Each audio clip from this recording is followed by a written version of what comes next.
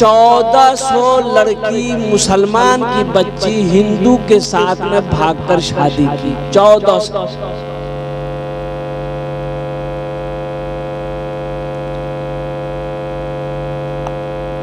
1400 बच्चियां मुर्तद हो गई, काफिर बन गई।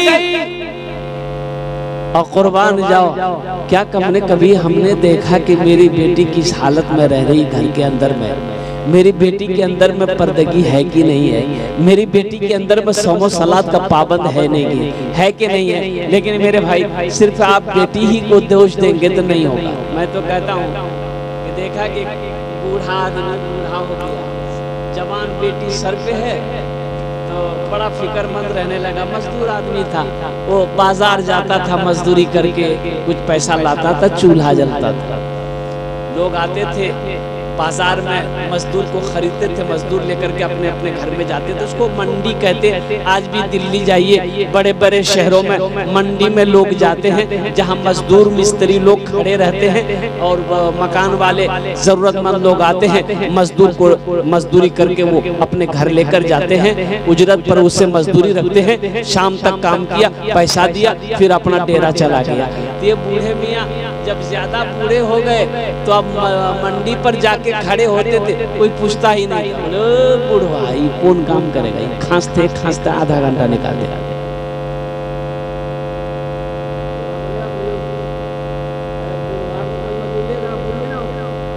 लेगा हमारे इलाके में एक बूढ़े हो गए, 90 साल उम्र हो गई, उसका नाम है छित्तन मियाँ। अच्छा, उसको कोई जल्दी मजदूरी नहीं लेता था जवानी में कोई मजदूरी में नहीं रखता था, उसको काहे नहीं रखता था। 11 प्लेट भात खाता था। बाप आदमी के जो भैया मजदूरी ज्यादा था, खाना खा लीजिए। अच्छा, आदमी भी क्या कभी है कल था भाई, मानना पड़ेगा। अभी भी देखिएगा ना, आप दंग रह जाइएगा। 90 साल की उम्र हो गई है, उस वक्त जवानी कैसी जवानी उसकी होगी। अच्छा, वो सत्तू कैसे पीता था, जन्म जाता था वो, जो घर वाला खिलाता था तो सत्तू प्लेट में नहीं खाता था, वो प्लेट में सत्तू घोल के नहीं खाता था, गड्ढा खोदता था। अकेला पथे पिछाबी सत्तू दिल के, पानी दिल के, नून दिल के, सानी को, किस्सा खत्म। जिंदा है वो आदमी, जिंदा है। ये बूढ़ा हो गया ना, ये मजदूर बेचारे, तो मंडी में कोई लेने नहीं लगा। बोले वो बूढ़ा आदमी है, कौन काम करे। शाम हो घर आ जाए तो बीवी कहने लगी कि अल्लाह चौरू अल्लाह, तो कुर्बान जाओ। ये बूढ़े ने कहा कि मेरी प्यारी बीवी मैं क्या बताऊं, लोग तो आते हैं जवानों को लेकर चले जाते हैं, मैं ठहरा बूढ़ा आदमी, मुझे कोई पूछता ही नहीं है। कुर्बान जाओ, मुसलमानों अपने ज़हन को हाजिर करो। 1 दिन हो गया, 2 दिन हो गया, 3 दिन हो गया, अब किसी से पहचान लेना था, पहचान लेकर घर चल गया। लेकिन कुछ दिन और गुजरे तब फाके की नौबत आ गई और कुर्बान जाओ। अच्छा, उस बूढ़े मियाँ का कुछ छोटे बच्चे भी थे।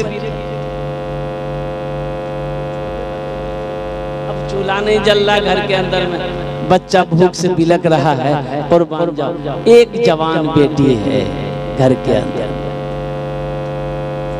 जब 2-4 दिन हो गया तो ये बच्ची, ये बेटी जो इनकी थी ना, ये सोचने लगी क्या मेरा बाप बूढ़ा हो गया और मेरा भाई खाने के बगैर बिलक रहा है, तड़प रहा है। ये जवानी किस दिन काम आएगी, ये जवानी किस दिन काम आएगी। क्यों ना मैं बाजार में जाऊं और बाजार में जाकर अपनी जवानी को मैं बेचूंगी, जो पैसा मिलेगा मेरा घर चलेगा, ताकि मेरे भाइयों की जिंदगी बनी।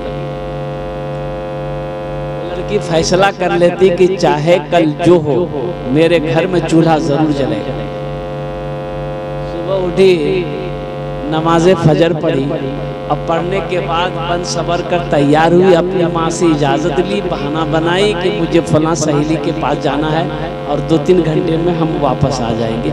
माँ ने इजाजत दे दी और कुर्बान जाओ वो लड़की घर से निकलती है, बाजार के चौराहे पे जाके खड़ी हो जाती है कि कोई ना कोई लड़का आएगा, मेरे हुस्न को देखेगा, मेरी जवानी को देखेगा, मेरे हाथ को पकड़ेगा, गुनाहों की दावत देगा, तो इसके उजरत में मैं उससे पैसा लूंगी और कुर्बान जाओ गुनाह ही ना होगा, अल्लाह सजा ही ना देगा, मैं आखिरत के अजाब से मैं उठा लूंगी, कम से कम मेरा चूल्हा तो जल जाएगा, मेरा छोटे भाई का पेट तो भर जाएगा। ये लड़की सुबह से लेकर शाम तक बाजार के चौराहे पे खड़ी रही, लेकिन किसी लड़के ने नजर उठाकर ना देखे। शाम हो गई, दिन डूबने लगे, दिन डूबने पर था, ये लड़की आखिर मजबूर होकर परेशान होकर अपने घर के अंदर में दाखिल होती है तो माँ चीख पड़ती है, मेरे बेटी सुबह की निकली अभी आई है, कहाँ चली गई थी? कुर्बान जाओ, बाप भी पूछता बेटी कहाँ चली गई? ये लड़की आंसू नहीं रोक पाई, कहने लगी कि अम्मी मैं तो गई थी अपने जिस्म का सौदा करने ताकि मेरे घर का चूल्हा जल जाए, लेकिन अफसोस का मकाम है कि सुबह से लेकर शाम तक मैं चौराहे पे खड़ी रही, किसी नौजवान ने मेरी तरफ निगाह उठाकर नहीं देखी, किसी नौजवान ने मेरी तरफ निगाह उठाकर नहीं देखा। तो बाप की आंखों में आंसू आ गए। बाप कहता है कि बेटी तुम्हें कोई गलत निगाह से कैसे देख सकता है, बेटी तुम्हें कोई गलत निगाह से कैसे देख सकता है? तेरे बाप ने आज तक किसी गैर महरम औरत को गलत निगाह से नहीं देखा है, तो मेरी बेटी को कोई दुनिया वाला गलत निगाह से कैसे देख सकता है? इसलिए मेरे भाइयों, मेरे दोस्तों, मेरे बुजुर्गों, अपने ईमान को मजबूत करो, अपने घर को संभालो, अपने घर के बहू बेटियों को नजर रखो। इसलिए बहुत अफसोस का मकाम है, ये इज्जत की बात है कि मुसलमान के पास में ईमान हो, और वो भी ईमान मजबूत ईमान।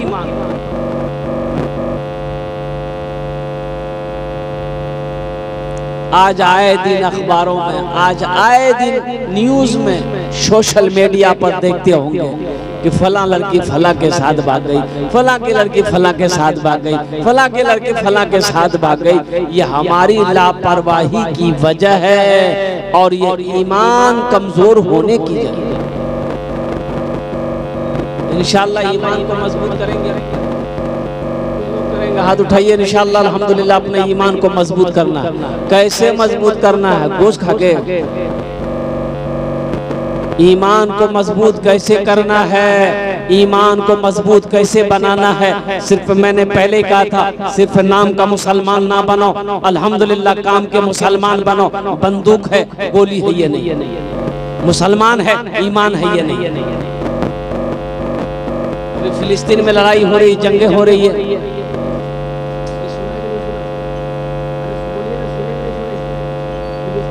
हो रही है, और मस्जिद अक्सा, सुब्हानल्लाज़ी अस्रा बिअब्दिही लैलन मिनल मस्जिदिल हराम इलल मस्जिदिल अक्सा। वो फिलिस्तीन वालों की जमीन है, वो जो यहूदी जो जंगे लड़ रहा है, वो जमीन जो है ना, वो दरअसल जमीन फिलिस्तीनियों की जमीन है, वो यहूदियों की जमीन नहीं है। इस्राइल का कोई नामो निशान नहीं था, इस्राइल का कोई वजूद नहीं था। वो इस्राइल तो वो यहूदी तो भाग कर आया था फिलिस्तीनों के पास में कि थोड़ी सी हमको रहने के लिए जगह दे दी। फिलिस्तीन मुसलमान, और मुसलमान जो होता है ना वो रहमदिल होता है। सुभान अल्लाह बोला था माशाअल्लाह। मुसलमान रहमदिल होता है। मुसलमान अगर खाने के लिए बैठ गया है, अगर उसके पास में कोई सवाल कर देगा कि भूख लगी है, खाना मुझे चाहिए, तो मुसलमान खाना नहीं खाएगा, सबसे पहले भूखे को खिलाएगा। अगर बचेगा तो मुसलमान खाएगा, नहीं बचेगा तो वो उनका रोजा होगा। ये मुसलमान की शान है।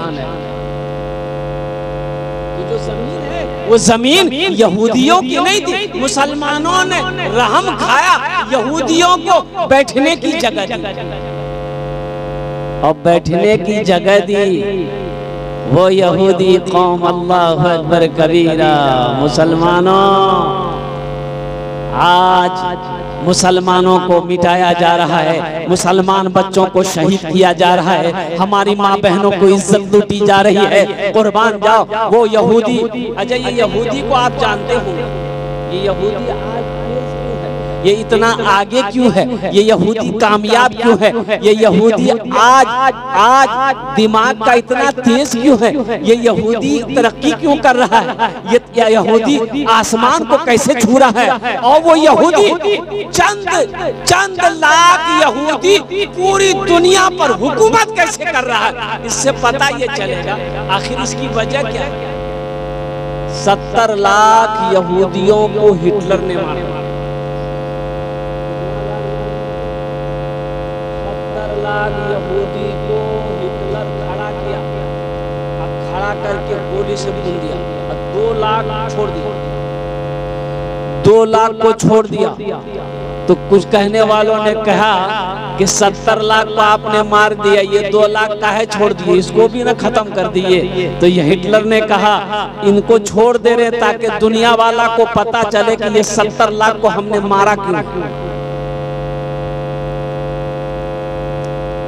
ये यहूदी कुर्बान जाओ, ये जिस प्लेट में खाएगा उसी में छेद करेगा, जिसका नाम यहूदी है।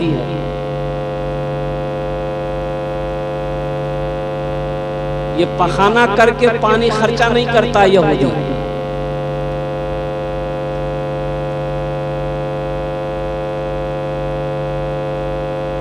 फिलिस्तीन वालों ने जगह दिया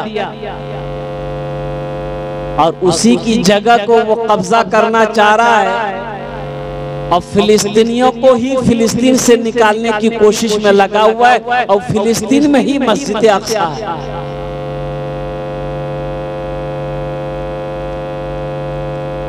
बताए क्या मेरी माँ बहनों सुनो, मेरी माँ बहनों कुर्बान जाओ, तुम कहाँ पहुंची हो, क्या तुम्हारा ईमान है।